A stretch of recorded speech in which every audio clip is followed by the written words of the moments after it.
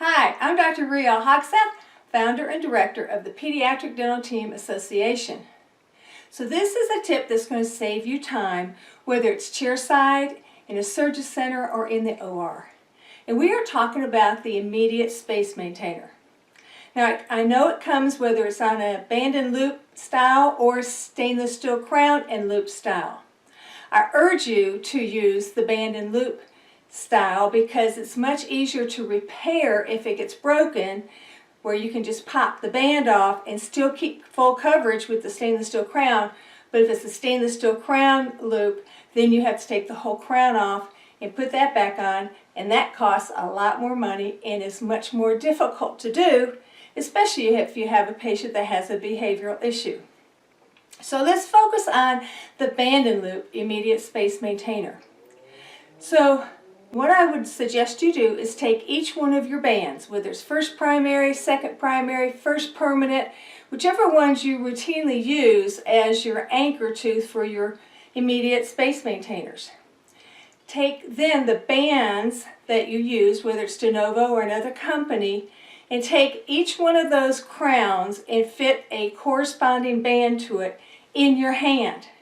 And then make that note down on an index card or however you want to make that note, so that all of your crowns now have a corresponding size for an immediate band and loop space maintainer.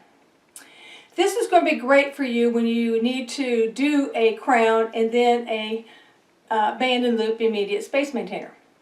So that way you can go ahead and fit your crown, cement it, and then use the crown that you already know is the correct size.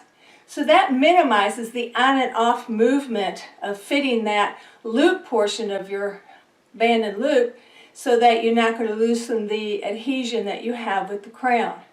So it makes it much easier to just take it on and off a couple times while you're sizing the loop portion.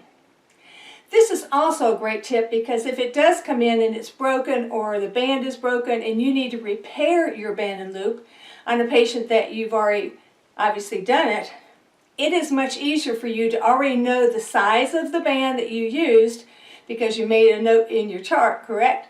And then just pull that one out, resize the loop portion of it, and then cement that back on.